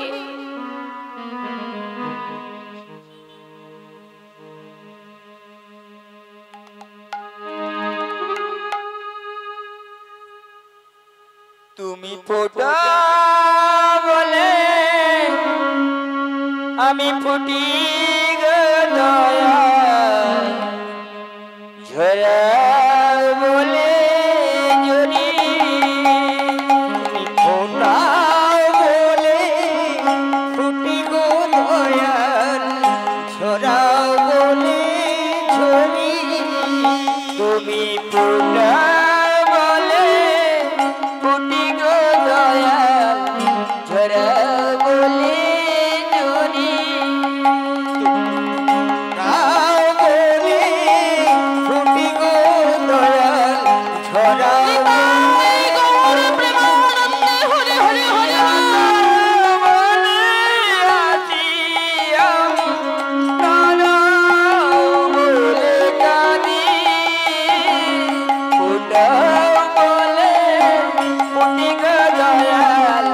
ঝরা বলে ঝরি তুমি ফোটা বলে ফুটি গো দয়াল ঝরা বলে ঝরি। যদি ত্রেতা যুগে স্বয়ং ভগবানের পিতা রামচন্দ্রের পিতা দশরথ মৃগয়া করতে গিয়েছিলেন, সেদিন অন্ধমুনির পুত্র সিন্ধুমুনি অন্ধমুনির পুত্র সিন্ধুমুনি কি করেছিল? না পিতার জন্য নদীতে জল আনতে গিয়েছিল। মাগো, জল আনতে গিয়েছে আর নদীতে যখন একটা কলসি ডোবায় একটা শব্দ হয় না? আর সেই শব্দটা শুনে শ্রবণ করে রাজা দশরথ মনে মনে ভাবলো একটা হরিণ বোধহয় জল পান করতে এসেছে। তিনি কি করলেন? সঙ্গে সঙ্গে একটা শব্দ ভেদি বাণ নিক্ষেপ করে দিলেন। কার দিকে? হরিণ মনে করে ওই অন্ধমুনির পুত্র সিন্ধুমুনির দিকে। যেই না বাবা নিক্ষেপ করে দিল, সঙ্গে সঙ্গে ওই বাণটা এসে পড়লো কার বুকের উপর? তীরটা এসে পড়লো সঙ্গে সঙ্গে ওই অন্ধমুনির পুত্র সিন্ধুমুনির বুকের উপর। আমি জল পাচ্ছি না পিতা, পিতা, পিতা, আমি চারিদিকে অন্ধকার দেখছি। আমার কি হলো পিতা? পিতা, আমি ছিলাম আপনার চোখের মনি। আপনাকে এবার আপনার বাড়ি কে খাবারের ব্যবস্থা করবে? আপনার জন্য কে জল নিয়ে যাবে পিতা? আমি আর এই যন্ত্রণা সহ্য করতে পারছি না। ঠিক মতো সময় কি হলো? রাজা দশরথ ছুটতে ছুটতে গিয়ে দেখলো রক্তাক্ত কলেবরের মতো পড়ে ছটকাচ্ছে কে? না সিন্ধুমুনি। ছুটতে ছুটতে গিয়ে তাকে কোলে তুলে নিয়ে বলছে, মুনিবার, মুনিবার, মুনিবার, আপনি আমায় ক্ষমা করুন মুনিবার। আমি বড় অপরাধ করে ফেলেছি, আমায় ক্ষমা করুন। আমি জেনে শুনে এমনটা করিনি। আমি হরিণ মনে করে আপনাকে তীরবিদ্ধ করেছি, আপনি আমায় ক্ষমা করুন। যেই না বাবা এ কথা বলেছে, সিন্ধুমুনি কি বললো জানে? মহারাজ, আমি আমার কথা চিন্তা করছি না, আমার পিতার কথা চিন্তা করছি। আমি যদি মারা যাই আমার পিতাকে কে খাওয়ার এবং জলের ব্যবস্থা করে দেবে? আমার পিতাও যে আমার শোকে মারা যাবে। মহারাজ, আপনি এই মুহূর্তে আমার পিতার কাছে জলের কলসিটা নিয়ে একবার দিয়ে আসুন মহারাজ, আর আর এই সংবাদটা দিয়ে আসুন যে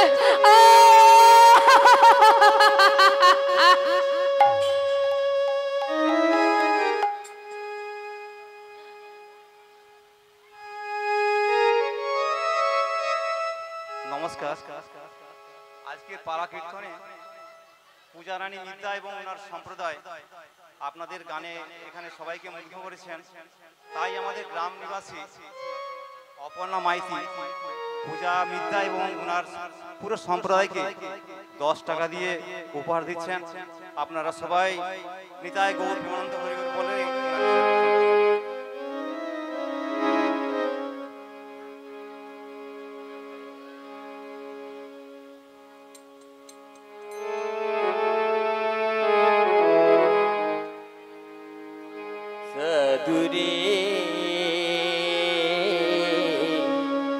गुरु बिना गो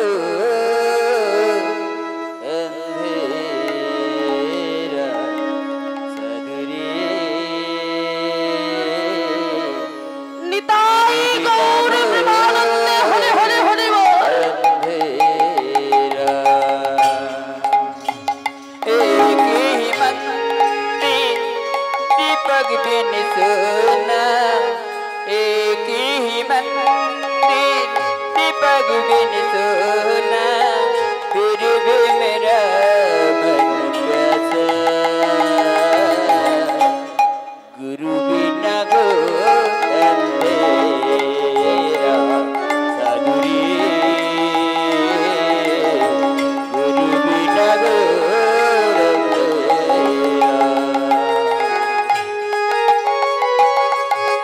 নিতাই গৌর প্রেমানন্দে হরে হরে হরে বল।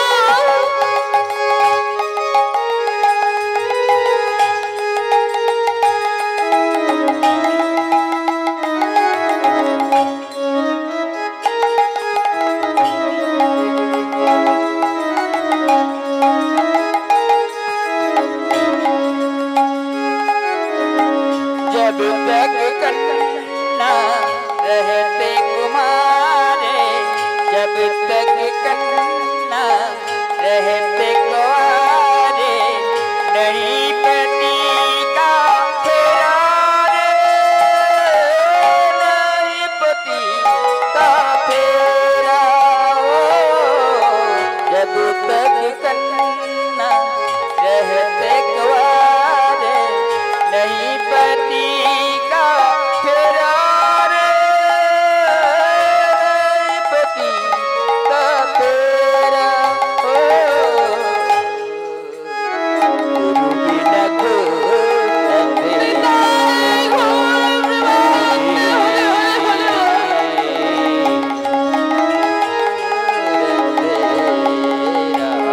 साधुरी गुरु बिना गो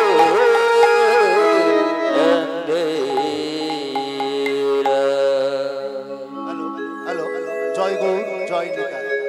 সুমধুর কণ্ঠে শিল্পী পূজারানী বিদ্যার কণ্ঠে মুগ্ধ হয়ে আজ এইখানে যে প্যান্ডেল দিয়েছে বিষ্ণুপ্রিয়া ডেকোরেটার্স, উনি 100 টাকা দিয়ে পুরস্কৃত করলেন।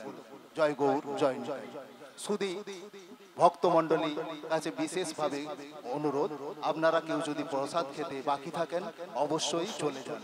শীতলা মন্দির প্রাঙ্গণে নরনারায়ণ সেবা চলছে, আপনারা যান ওখানে প্রসাদ গ্রহণ করুন। জয় গৌর জয় নিতাই জয় নিতাই।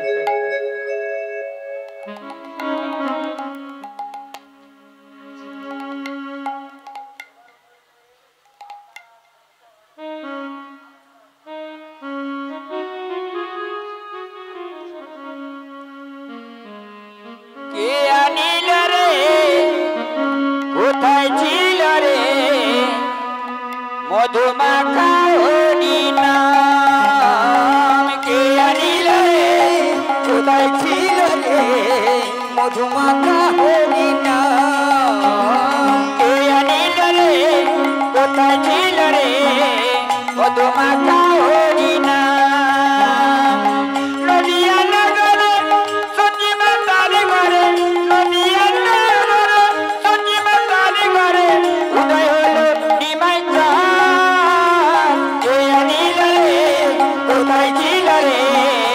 মধুমাখা হরিনাম কে আনিল রে কোথায় ছিল রে মধুমাখা হরিনাম কে আনিল রে কোথায় ছিল রে মধুমাখা হরিনাম মধুমাখা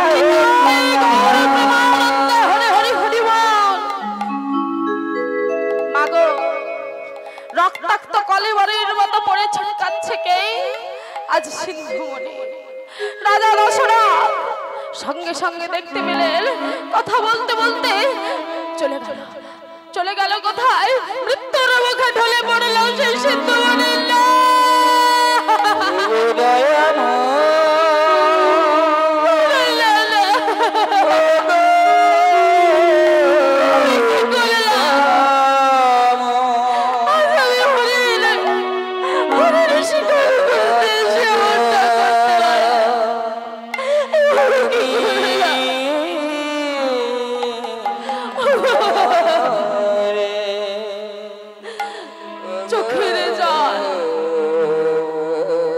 চোখের জলটা বুঝতে বুঝতে চলে গেল কোথায় নয়নের জলটা বুঝতে বুঝতে চলে গেল সেই অন্ধমণির কাছে জলের কলসিটা লয়ে তার যে না সম্মুখে গিয়ে দাঁড়িয়েছে আজ অন্ধমণি বলছেন কে কে কে এসেছে আমার সামনে আমি তো আমার পুত্রের পায়ের শব্দ বুঝতে পারি কে এসেছে রামলে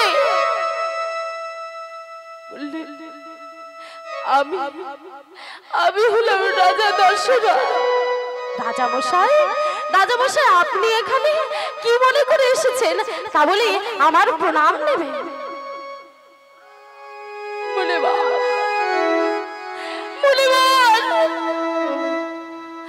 আমি আজ আপনার জন্য জল নিয়ে এসেছি জল কেন আপনি জল নিয়ে এসেছেন আমার পুত্র সিন্ধুমণি তো নদীতে আমার জন্য জল আনতে গেছে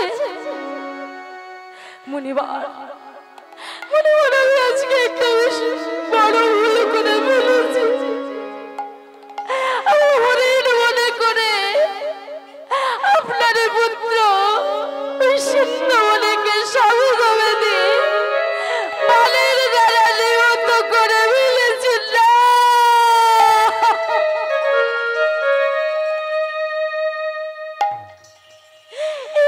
কি বলছেন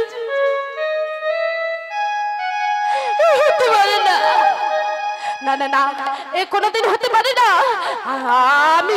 আমি যদি আমার পুত্রকে মনে প্রাণে ভালোবেসে থাকি আমি যদি পুত্রের বাবা হয়ে থাকি আমি যদি সত্যিকারের পিতা হয়ে থাকি আপনি যতই মহারাজ হন আপনাকে আমি এই মুহূর্তে দাঁড়িয়ে অভিশাপ করছি আমার যেমন পুত্র সঙ্গে মৃত্যু হবে আপনাকেও পুত্র সঙ্গে মৃত্যুবরণ করতে হবে মাগো সেদিনই কিন্তু অট্ট হাসিটা হেসেছিল কে রাজা দশরথ বলে মুনিবার আমার এখনো বিবাহই হয়নি আমার সন্তান হলে তবে তো কিনা আমার পুত্র সঙ্গে মৃত্যু হবে বিবাহ হলো সন্তানও হলো রামচন্দ্র যখন 14 বছরের জন্য বনবাসে গেল 3 দিনের মধ্যে রাজা দশরথের পুত্র সঙ্গে মৃত্যু হয়েছিল আজ সেই কথাটা মনে করিয়ে দিল কে না শ্রমিক মুনির পুত্র শৃঙ্গী যে অভিশাপ কোনোদিন বিফলে যায় না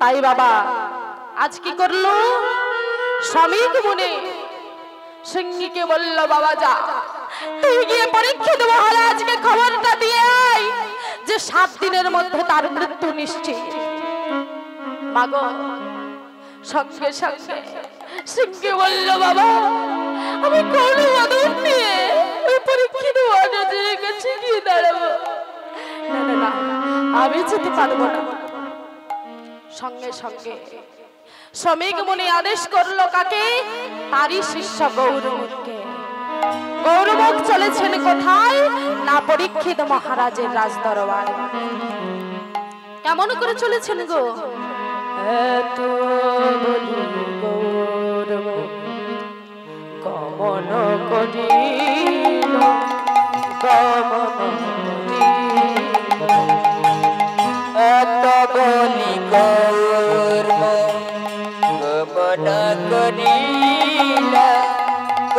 গমন করিলা হস্তিনাপুরেতে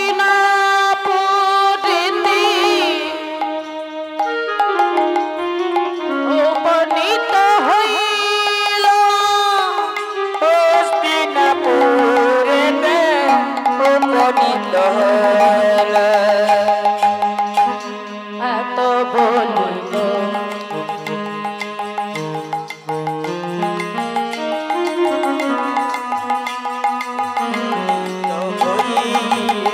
বলে রাজভবন এসে দাঁড়ালো রাজভবনে এসে দাঁড়ালো ভবনে এসে দাঁড়ালো রাজভবনে এসে দাঁড়ালো গুরুর আদেশ মাথায় লই রাজভবনে এসে দাঁড়ালো গুরুর আদেশ মাথায় লই রাজভবনে এসে দাঁড়ালো মহারাজ পরীক্ষিতের জয় হোক! মহারাজ পরীক্ষিতের জয় হোক! মহারাজ পরীক্ষিতের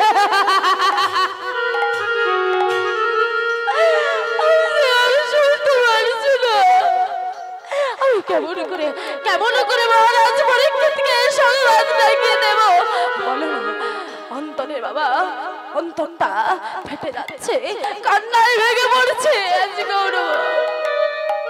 সঙ্গে সঙ্গে পরীক্ষিত মহারাজ আনন্দে ছুটতে ছুটতে আসছে। আনন্দে এসে বলছেন, বলুন মুনিবর, এত সকাল সকাল আমার রাজ দরবারে সাধু মুনি ঋষিদের আগমন, এই তো বড় সৌভাগ্যের ব্যাপার।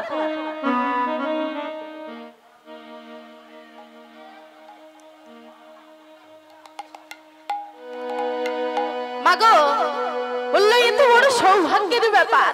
বলুন মুনিবর, আপনার কি চাই? আপনার যজ্ঞের জন্য কাঠ লাগবে, না অর্থ লাগবে, না বাসস্থান লাগবে? আপনি তো বলে পাঠাতে পারতেন, আপনার কাছে আমরা পৌঁছে দিতাম। আপনি এত কষ্ট করে কেন আসতে গেলেন মহারাজ? আপনি কেন এত কষ্ট করে আসতে গেলেন মুনিবর? সঙ্গে সঙ্গে বললেন, মহারাজ, মহারাজ, আমার আজ কিছু আপনার কাছে চাইতে আসলে মহারাজ, আমি আপনার কাছে দিতে এসেছি মহারাজ, আপনি একবার গ্রহণ করুন, আমি দিতে এসেছি।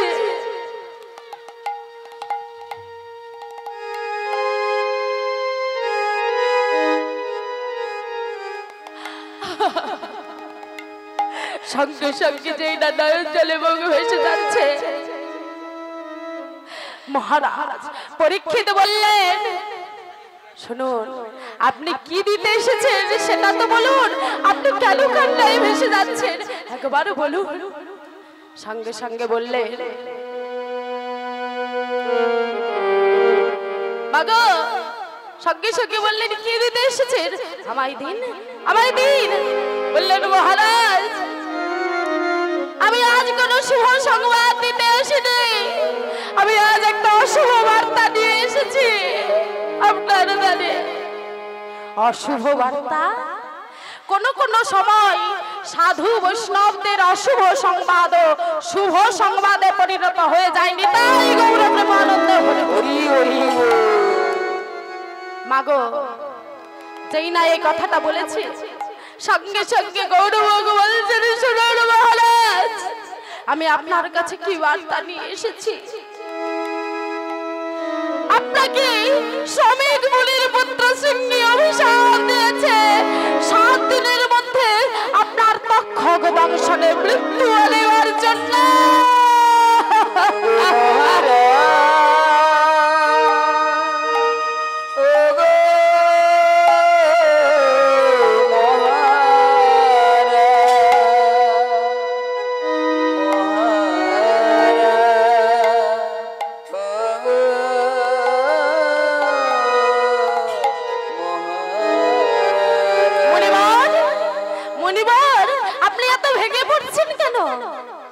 আমার তো হাতে 7টা দিন সময় রয়েছে, কিন্তু মুনিবার এই জাগতিক জীবেদের জগতের মানুষের 7টা দিনও যে সময় নেই। মাগো, আমাদের এই জাগতিক জীবেদের কোনো গ্যারান্টি নেই, নিঃশ্বাসে কোনো বিশ্বাস নেই।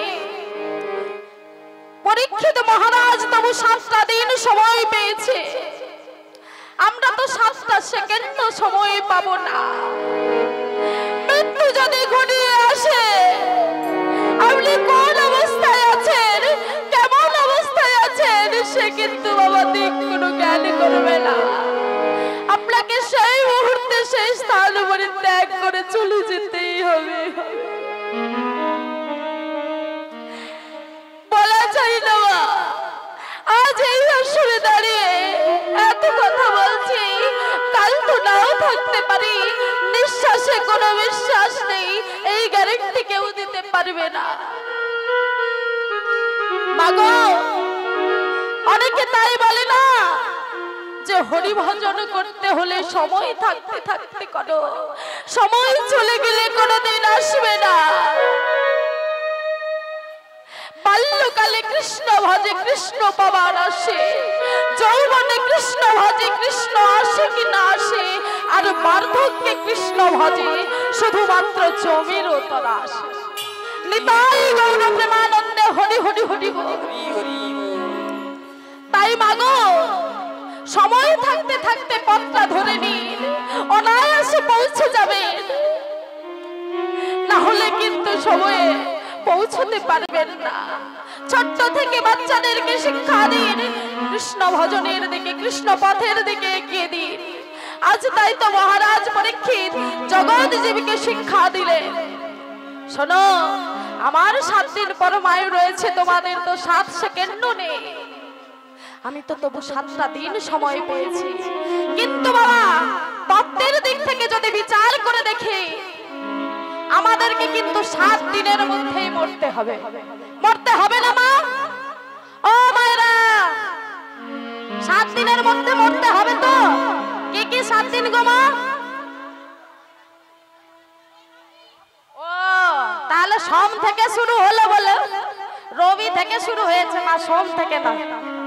রবি থেকে শনি পর্যন্ত এই 7 দিনের মধ্যেই আমাদেরকে মরতে হবে। জগৎ জীবকে শিক্ষা দেওয়ার জন্য আজ ভগবান কৃষ্ণচন্দ্র পরীক্ষিত মহারাজকে দিয়ে শিক্ষাটা দিলেন। শোনো শোনো জগতের জীব, তোমাদের আয়ু মাত্র 7টা দিন, তাই তোমরা আর দেরি করো না, ইতিমধ্যে হরি ভজন করো, হরি সাধন করো। সময় চলে গেলে তোমাদের আর কোনোদিন আসবে না। এই মুহূর্তে নামের মালা ধরো, হরি নামের পথটা বেছে নাও, জীবন সুন্দর করো। মাগো, তাই তো পরীক্ষিত মহারাজ কি করলেন না, রাজ ঐশ্বর্য ত্যাগ করে, রাজ সুখ ত্যাগ করে, পুত্র জন্মেঞ্জয়ের উপর সমস্ত দায়িত্ব দিয়ে চলে গেলেন কোথায়? সেই ভাগীরথী গঙ্গার তীরে। আর বদনে কি গাইছেন গো? হে গোবিন্দ রাখো চরণে,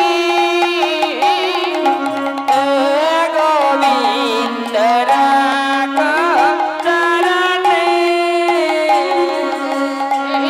গোবিন্দ রাখো চরণে, গোবিন্দ রাখো চরণে, মোরা তব চরণে শরণাগত, তব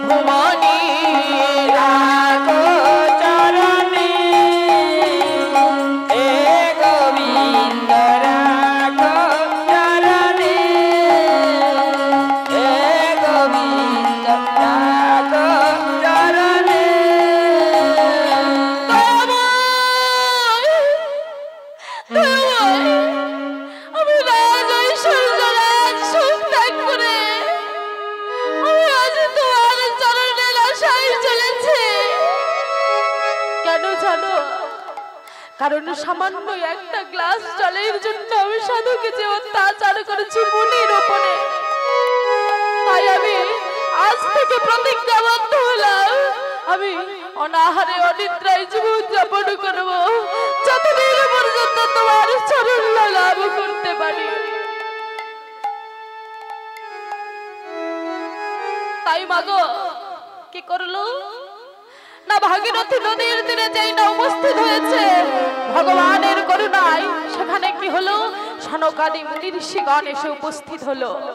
তার সাথে সাথে উপস্থিত হলো শ্রী শ্রী সুখদেব গোস্বামী মহারাজ। সুখদেব গোস্বামী মহারাজ কি, শ্রী শ্রী সুখদেব গোস্বামী মহারাজ কি, পরীক্ষিত মহারাজ কি। মাগো যেই না উপস্থিত হয়েছে শ্রী শ্রী সুখদেব গোস্বামী মহারাজ, সঙ্গে সঙ্গে ছুটতে ছুটতে গিয়ে পরীক্ষিত মহারাজ তার চরণ তলে আছাড় রেখে বলল,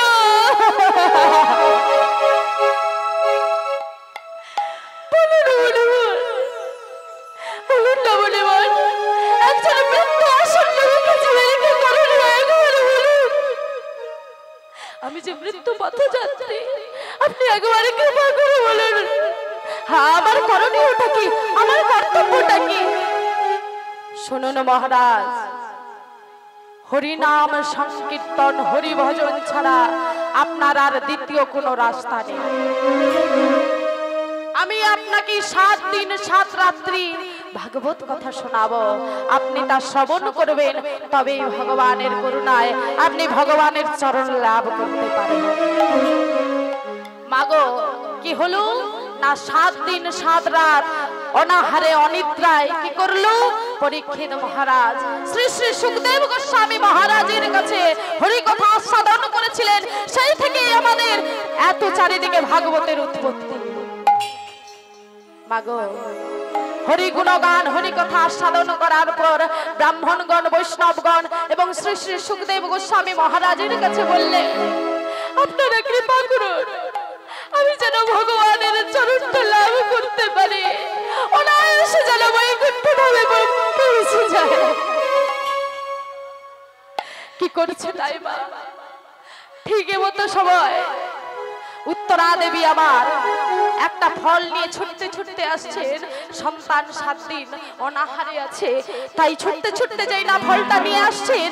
এদিকে কি হলো, ওই তক্ষক একটা বৃদ্ধ ব্রাহ্মণের বেশ ধারণ করেছে, বাবা বেশ ধারণ করে আসছে, আর এদিকে যে ওঝা সেই কাশ্যপের বেশ ধারণ করে আসছে। পথে একটা বটবৃক্ষের তলায় দুজনের সাথে দুজনের দেখা হয়ে গেল। যেই না দেখা হয়েছে ওই ওঝাটা জিজ্ঞাসা করছে কাশ্যপ ওঝা, বলে কে, বলি এই বৃদ্ধ বয়সে তুমি যাচ্ছ কোথায় শুনি? লাঠি ধরে তো ঠিকঠাক চলতেও পারছো না, এই সময় কোথায় বেরিয়েছো? বলছে আমি কে জানো, আমি হলাম তক্ষক। আমি কাকে দংশন করতে যাচ্ছি জানো? আমি পরীক্ষিত মহারাজকে দংশন করতে যাচ্ছি এই বৃদ্ধ ব্রাহ্মণের বেশ ধারণ করে। ও তুমি দংশন করতে যাচ্ছ, আর আমি কি করতে যাচ্ছি জানো? কি করতে যাচ্ছ না, আমি হলাম ওঝা, আমি তাকে বিষ মুক্ত করতে চলেছি, তার বিষটা মোচন করতে চলেছি। ও তাই নাকি, দেখি তুমি কেমন ওঝা। আমি এই মুহূর্তে আমরা যে বটবৃক্ষের তলায় দাঁড়িয়ে রয়েছি, আমি এই মুহূর্তে বটবৃক্ষটাকে দংশন করব। তুমি কি করে এই বটবৃক্ষটাকে জ্যান্ত বটবৃক্ষে পরিণত করতে পারো দেখব। যেই না বাবা দংশন করলো, সঙ্গে সঙ্গে বটবৃক্ষটা ভস্মীভূত হয়ে গেল। সেই ভস্মটাকে কি করলো না কাশ্যপ হাতে তুলে নিল। কেমন করে গো, লাভ দিয়া ভস্ম মুষ্টি কাশ্যপ ধরিল, লাভ দিয়া ভস্ম মুষ্টি কাশ্যপ ধরিল, লাভ দিয়া ভস্ম মুষ্টি কাশ্যপ ধরিল, লাভ দিয়া ভস্ম মুষ্টি কাশ্যপ ধরিল। আরে দেখো মোরে মন্ত্র বল তক্ষকে বলিল, দেখো মোর মন্ত্র বল তক্ষকে বলিল, আরে দেখো মন্ত্র বল তক্ষকে বলিল গো, তক্ষকে বলিল, দেখো মোর মন্ত্র বল